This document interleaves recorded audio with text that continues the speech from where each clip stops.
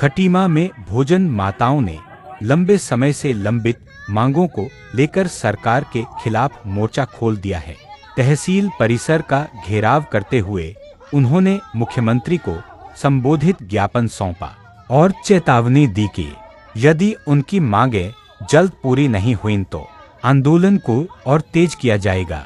भोजन माताओं ने मुख्य रूप से निम्नलिखित प्रमुख मांगों पर जोर दिया। राज्य कर्मचारी का दर्जा। भोजन माताओं को चतुर्थ श्रेणी का दर्जा देकर राज्य कर्मचारी घोषित किया जाए। न्यूनतम वेतन वर्तमान में 3,000 प्रति माह के मानदेय को बढ़ाकर 26,000 प्रति माह किया जाए। भविष्य निधि पीएफ और ईएसआई की सुविधा प्रदान की जाए। शासनादेश रद्द करने की मांग। 31 जनवरी 2024 आदेश संख्या 847 पी.एम. पोषण 2023-24 के उस शासनादेश को तत्काल रद्द किया जाए जिसमें बच्चों की संख्या कम होने पर भोजन माताओं को सेवा से निकालने का प्रावधान है। मातृत्व अवकाश साल में 2 बार ड्रेस और जूते।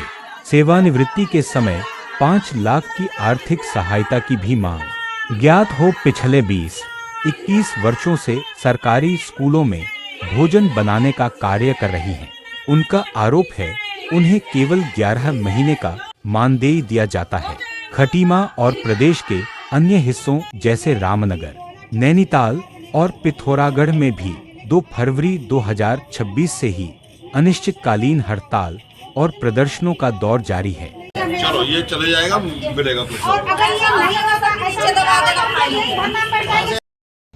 अभी ये रमेश कुमार मैक्स मसीह शांति सेना कुछ लोग आए थे जिन्होंने कि एक महामहिम राज्यपाल महोदय को संबोधित एक ज्ञापन दिया, जिसमें इनके ईसाई समुदाय के लोगों को निशाना बनाकर ईसाई समुदाय के चर्चों पर हमला कर समुदाय के व्यक्तियों को झूठे केसों में फंसाकर जेल भेजने के संबंध में ज्ञापन दिया गया। इनका कथन ये है कि जो हम ईसाई समुदाय के लोग हैं संडे के दिन प्रार्थना कर रहे हैं चर्च में, तो हमें जो कुछ अन्य लोगों के द्वारा बजरंग दल या के द्वारा परेशान किया जाता है, तो लिहाजा इस पर रोकथाम की जाए और इसको सुरक्षा की जाए। तो ये महामहिम राज्यपाल को हम ज्ञापन का प्रेषित करते हैं। सर, पहले तो मैं अपना नाम परिचय करना चाहती हूँ कि मेरा नाम सुधा राय है। मैं शक्ति फार्म 5 नंबर से आई हूँ। और सबसे पहले बात तो ये है कि सरकार जो भी हम कागज विज्ञापन जो भी देते हैं वो हमारा नीचे दब जाता है, वो ऊपर नहीं आते। जो भी देते हैं सरकार ये बोलते हैं हाँ हो जाएगा हो जाएगा। कब होगा? सरकार से हम ये पूछना चाहते हैं कि हमसे ऐसा क्यों कर रहे हैं सरकार कि एक तो इतना बड़ा नाम दिया गया है कि भोजन माता की रूप दिया गया कि हम माता हैं हम लोग, तो हमारा जैसे माता दिया उन्होंने नाम, तो हमारे साथ ऐसे खिलवाड़ क्यों किया जा रहा है?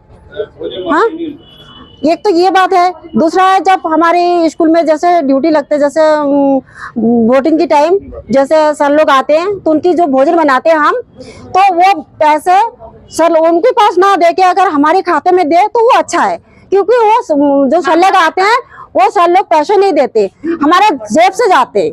मिलता है 100 रुपए, वो भी हम उनको खाना पीना खिला के बराबर कर देते हैं, क्योंकि हमें वो पैसा वो जो टीचर लोग आते हैं वो पैसे नहीं देते पूरा।